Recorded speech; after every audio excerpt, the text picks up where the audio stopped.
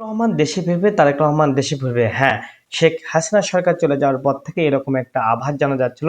এই মাসে না, সামনের মাসে, সামনের মাসে না, তারপরের মাসে, তারপরের মাসে না, তারপরের মাসে। এখন পর্যন্ত কিন্তু কোনো ডেট নির্ধারিত হয়েছিল না। তবে তার মা যখন অসুস্থ হয়ে পড়ে, তখন কিন্তু বলা হয়েছিল যে অনেকে বলছিল খুব শীঘ্রই তিনি আসবে তার মাকে দেখতে। সেখানেও কিন্তু আমরা দেখেছি তার মাকেও কিন্তু তিনি দেখতে আসেনি। এবং এবারে কিন্তু আমরা দেখলাম কিন্তু তারিখ নির্ধারণ করা হয়েছে, অর্থাৎ বলা হয়েছে তিনি কবে নাগাদ আসবেন। 25শে ডিসেম্বরে কিন্তু তারেক রহমান আসবেন এমনটাই সামাজিক যোগাযোগ মাধ্যমে দেখা যাচ্ছে। যখন এই খবর ছড়িয়ে পড়ে তার নেতাকর্মী যারা রয়েছে তখন তারপর থেকে কিন্তু স্বাগতম জানিয়েছে এবং তারা কিন্তু ফেসবুকের মাধ্যমে পোস্ট করেছে। সত্যিকার অর্থে তারেক রহমান কি দেশে 25 তারিখে আসবেন? কি বার্তা দিল তারেক রহমান? 25শে ডিসেম্বর দেশে ফিরবেন বিএনপির ভারপ্রাপ্ত চেয়ারম্যান তারেক রহমান। শুক্রবার রাত 9:30টার দিকে বিএনপির চেয়ারপারসন গুলশানের কার্যালয়ে এক বিবৃতি এ তথ্য জানিয়েছেন মির্জা ফখরুল রহমান। মির্জা ফখরুল বলেন, দলের ভারপ্রাপ্ত চেয়ারম্যান তারেক রহমান 25শে ডিসেম্বর ঢাকার মাটিতে এসে পৌঁছাবেন বলে ইতিমধ্যে জানা গিয়েছে।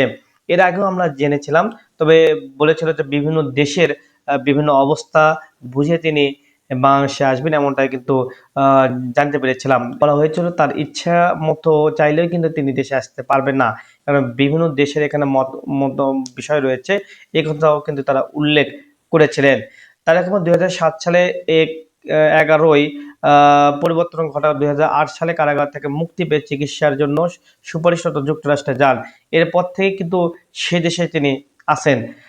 ছাত্র জনতার অভ্যন্তরে গত বছরের 5ই আগস্ট আওয়ামী লীগ সরকার ক্ষমতাচ্যুত হয়। এরপর বিভিন্ন মামলায় তারেক রহমান সাজার রায় বাতিল এবং কোনো কোনো মামলায় আইনি প্রতিক্রিয়ায় অব্যাহতি পান। এরপর থেকে তার দেশে আসার আলোচনা শুরু হয়। তারেক রহমান শীঘ্রই ফিরবেন এমন কথা বিএনপি নেতারা কয়েক মাস ধরেই বলে আসছিল।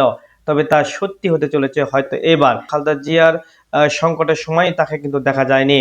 এই প্রেক্ষাপটে লন্ডন থেকে নিজের ভেরিফাই ফেসবুক পেজে কিন্তু পোস্ট দেন তিনি। সেখানে তিনি উল্লেখ করেন, এমন সংকটে মায়ের ছিল স্পষ্ট তীব্র আশঙ্কা সন্তানের জন্য কিন্তু তিনি করেছিলেন।